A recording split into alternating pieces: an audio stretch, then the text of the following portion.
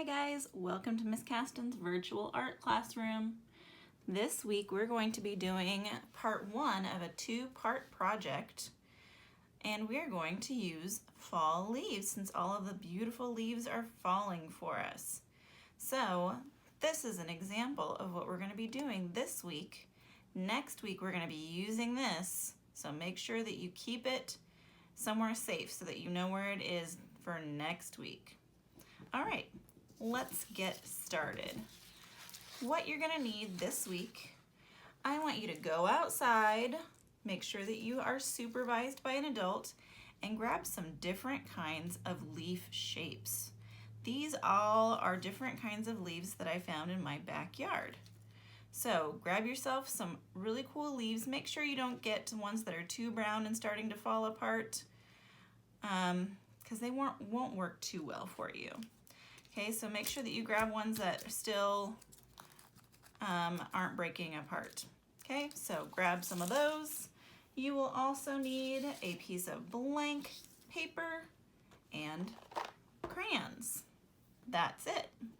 So I'm going to show you how we're going to get these leaf drawings onto our blank paper.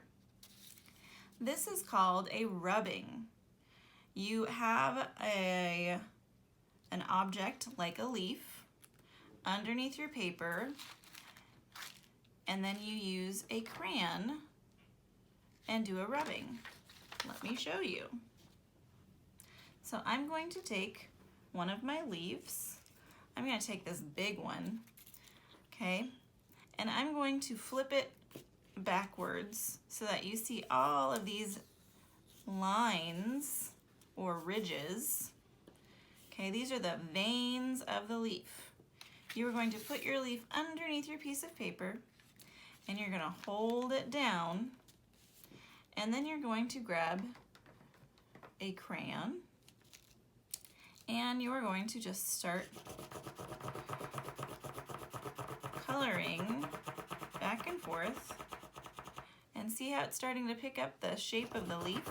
You can hear it going over those bumps, the veins of my leaf. And I'm having to make sure that I'm holding it down. For those of you who are younger kiddos doing this, you might want to have an adult help you hold it in place, or a sibling, brother or sister. So I'm getting all of those details from my leaf just by coloring like I would normally just color with my crayon. But because there's something underneath my paper, it's picking that up. Picking up those textures,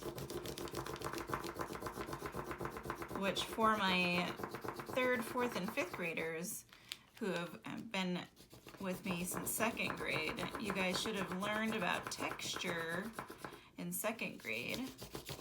Try to make sure that you get the whole leaf.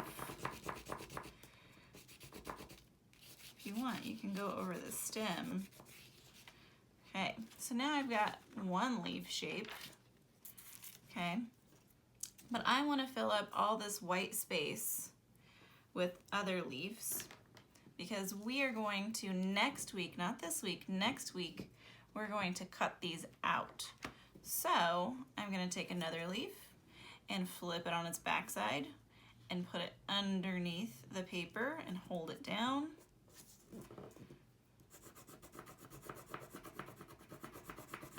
And I'm just going to color over it. See, I'm getting the edge of my leaf, and I'm getting all those lines, the veins of my leaf. That's what we're looking for. I think it's really cool that you can get all of these details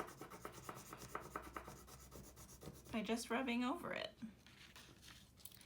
Okay, so you can keep going, filling in your white piece of paper, and you can use any color or crayons that you want to use. fill your piece of paper. Okay? Once you're done filling in as much as you can without overlapping them, this one's getting really close to overlapping with this one. We don't want to do that because we're going to be cutting these out into individual leaves for next week's assignment. So this is part one of a two-part project. So keep all of this. Don't cut it out yet because then you only have one piece of paper to keep track of. If you cut them out before next week, you're going to have a bunch of little pieces to keep track of. So don't cut them out this week. Wait until next week.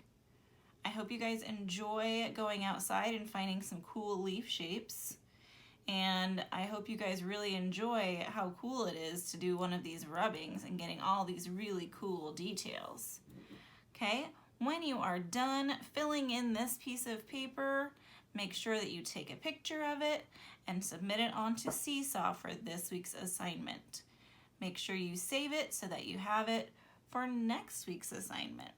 Have fun, guys!